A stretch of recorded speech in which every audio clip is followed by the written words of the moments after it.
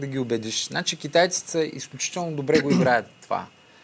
Китайците какво направиха?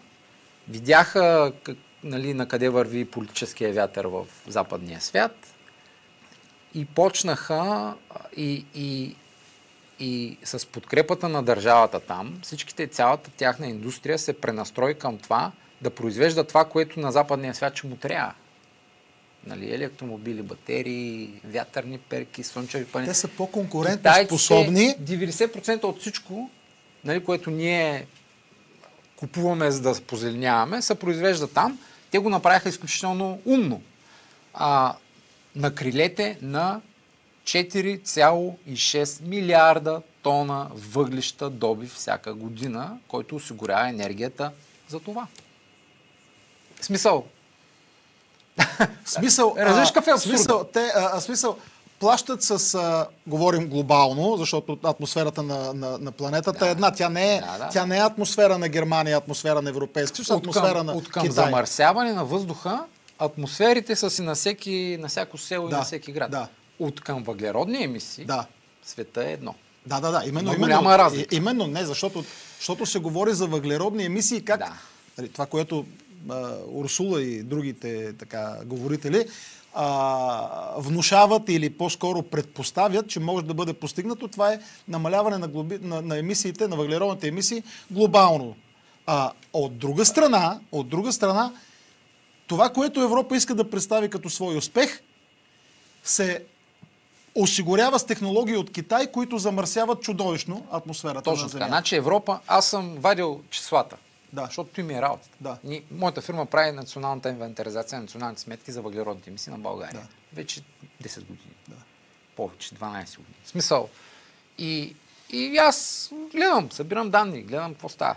Значи, от 2000-та година насам, всеки един тон намаление на въглеродните емисии в Европейския съюз и Щатите, срещу него стоят 6 тона увеличение на въглеродните емисии в Китай и Индия. Голяма част от които осигуряват намаляването на Европа. Точно така.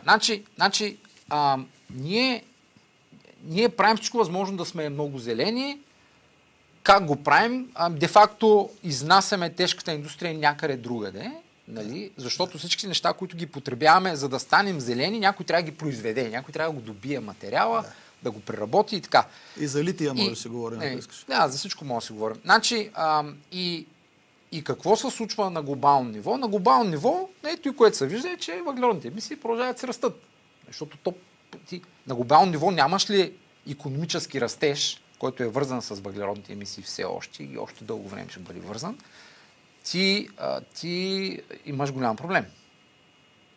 Нали, ако има на глобално ниво липса на икономически растеж, това означава много по-бедни хора и войни и други такива неща, които по принцип никой не ги иска. Но ние тук какво правим? Ние казваме, ние искаме да сме зелени, купуваме това, правим онова, намаляваме си нашите емисии, но за да го постигнем ние това, де-факто се налага уния там да се увеличат много емисиите, защото от някъде трябва да доди енергията, която е нужна и тя трябва да е ефтина, която е нужна за производство на всички тия неща. Тоест, нали, цялото нещо е от моя гледна точка е смешно. Ама вече не знам дали да се смея.